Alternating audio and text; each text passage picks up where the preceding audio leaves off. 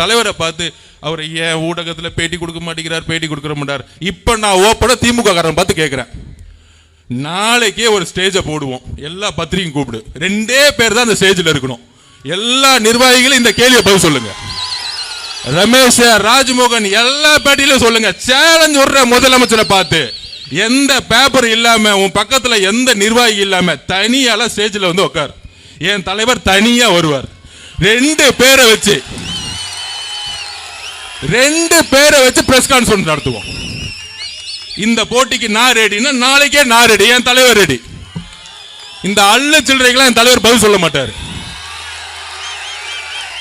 இந்த அள்ளு சில்லறை, இந்த அண்டா, சொம்பு, டீஸ்பூனு இதுக்கெல்லாம் பதில் சொல்ல மாட்டாரு. என்ன ஒருத்தருக்கு தான் இங்க போட்டியே, திமுக டிவிக்கு திமுக. அப்ப யாருக்கு பதில் சொல்லணும்?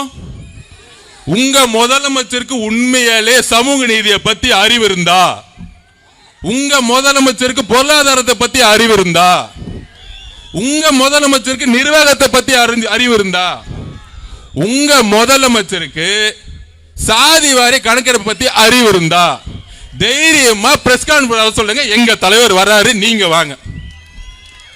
இன்னமேட்டு பிரஸ் கான்ஃபரன்ஸ் பத்தி பேசினா மாண்புமிகு முதலமைச்சர் நீங்க வாங்க. 2 பேரும் எப்படி அமெரிக்காவில் உட்காந்து முதலமைச்சர் பிரைம் மினிஸ்டர் பிரசிடென்ட் ஆகிறதுக்கு முன்னாடி 2 பேரும் உட்காந்து பேசுவாங்க மக்கள் முன்னாடி. 2 பேரை பேச வைப்போம். ஃபர்ஸ்ட் ஷாட்லயே அவுட், ஏன்னா ஷூட்டிங் இல்ல, கேமரால சிஎம் போயிட்டே இருப்பாரு.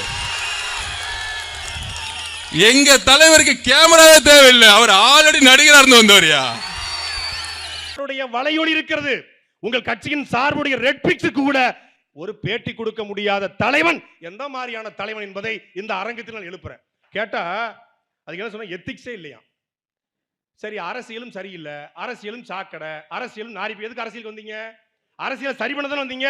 எத்திக்ஸ் இல்லாத ஊடகத்தில் உட்கார்ந்து கொண்டு எந்த கேள்வி கேட்டாலும் எங்கள் தலைவன் பதில் சொல்வான். அவன் தான்டா தலைவன், அவன் தான் தலைவன்.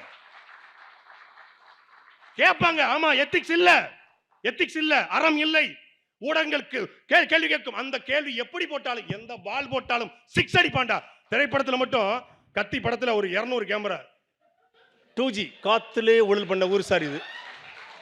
கத்தியில கிளைமாக்ஸ்ல ஒரு பத்திரிகையாளர் சந்திப்பு, பைரவா கிளைமாக்ஸ்ல ஒரு பத்திரிகையாளர் சந்திப்பு, பிகில்ல ஒரு கிளைமாக்ஸ் சந்திப்பு, மெர்சல்ல பிரஸ் மீட். படத்துல மட்டும் தான் பிரஸ் மீட் பண்ணுவாப்ல. இங்க பிரஸ் வந்தா இந்த வடிவேல் படத்துல மதுரமல்லி மதுரமல்லினோட கண்ணாடியை மூடுவார்ல,